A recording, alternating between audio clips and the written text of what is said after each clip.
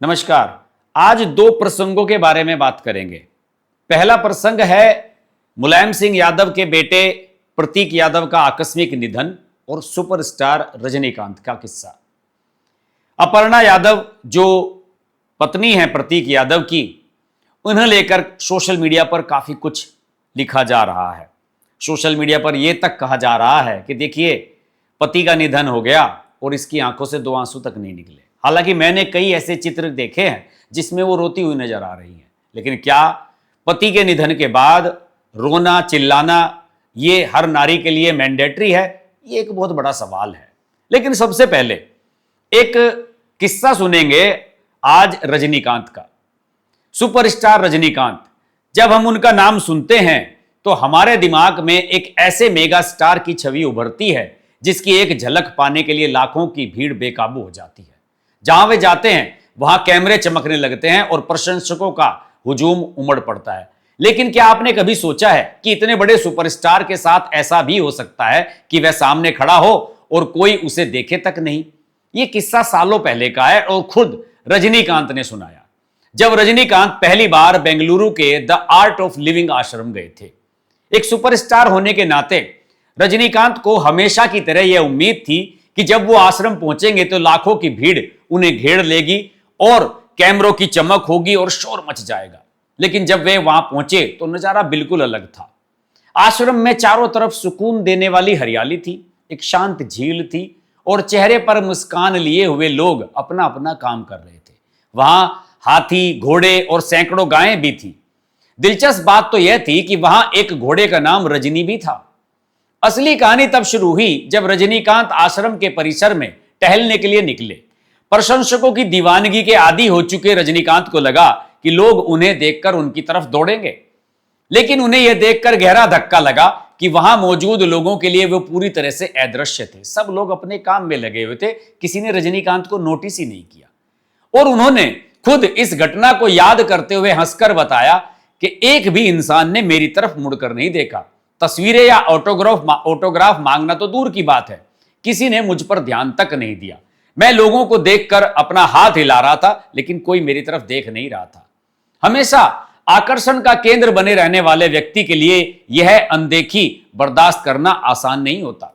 रजनीकांत ने बड़ी ही ईमानदारी से स्वीकार किया, मैं अपने जीवन में बड़े बड़े राजनेताओं और उद्योगपतियों से मिला हूं, लेकिन आश्रम के इस एक अनुभव ने मेरे अहंकार को पूरी तरह से कुचल दिया। जिस यात्रा को रजनीकांत ने केवल 2 दिनों का एक छोटा सा दौरा माना था, उस एक घटना ने उसे 15 दिनों के आध्यात्मिक एकांतवास में बदल दिया। उस शांति और अनदेखी ने उनके भीतर के सुपरस्टार को शांत कर दिया और उन्हें जीवन की वास्तविकता से परिचित भी कराया। रजनीकांत का यह अनुभव हमें सिखाता है कि चाहे हम जीवन में कितनी भी ऊंचाइयों को छू लें, सफलता और प्रसिद्धि का नशा हम पर हावी नहीं होना चाहिए।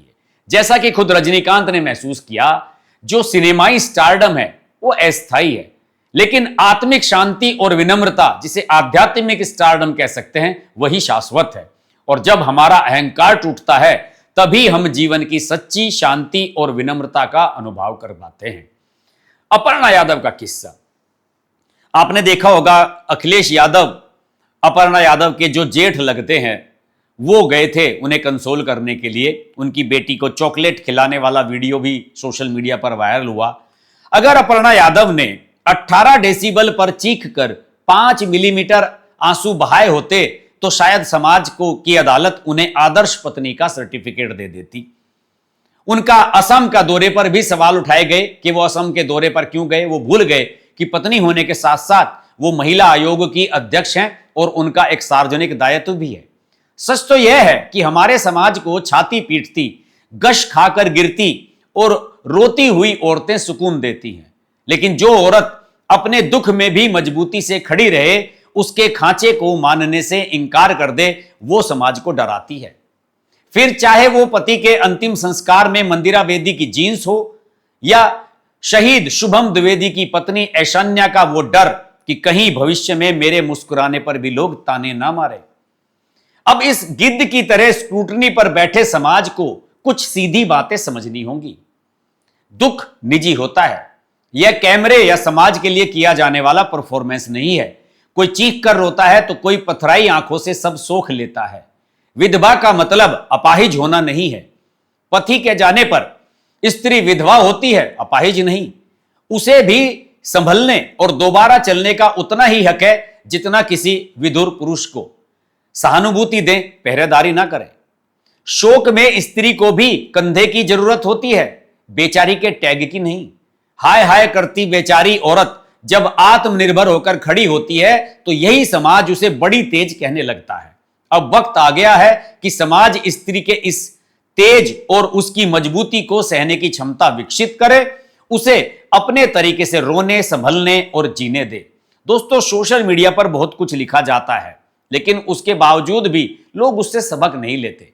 रजनीकांत का किस्सा न सिर्फ उनके एक जो ऑरा है सुपरस्टार का, कि एक सुपरस्टार हमेशा जनता से क्या एक्सपेक्ट करता है उसको चकनाचूर करता है, बल्कि रजनीकांत द्वारा स्वयं यह स्वीकार कर लेना कि भाई मैं वहां गया और किसी ने हाथ तक नहीं हिलाया, यह भी रजनीकांत की महानता का प्रतीक है। और अपर्णा यादव की 2 बेटियां हैं, उन्हें अपनी 2 बेटियों को पालना है, पोसना है। और आप सोशल मीडिया पर भी बहुत सारी इस तरह के वीडियोस देखते होंगे। कई बार दुर्घटनाएं हो जाती हैं जिसमें बहुत सारे लोग मर जाते हैं। किसी मंदिर में, किसी आश्रम में भगदड़ मच गई, बहुत सारे लोग मर जाते हैं, उसमें महिलाएं रोती हैं, बिलखती हैं। उनके पीछे सबसे बड़ी वजह पता है क्या है? सबसे बड़ी वजह यह होती है आर्थिक असुरक्षा, कि पति के जाने के बाद मेरा क्या होगा, मेरे बच्चों का क्या होगा, कमाने वाला कौन है, यह सबसे बड़ी है। और अपर्णा यादव जैसी सशक्त महिलाएं जो अपने दम पर खड़ी हुई हैं, जिन्हें किसी सहारे की आवश्यकता नहीं है, आवश्यक नहीं है कि वो फूट फूट कर रोएं या समाज को यह दिखाने के लिए देखिए पति के चले जाने का पत्नी को कितना दुख हो रहा है। मुझे लगता नहीं कि इसकी कोई आवश्यकता है।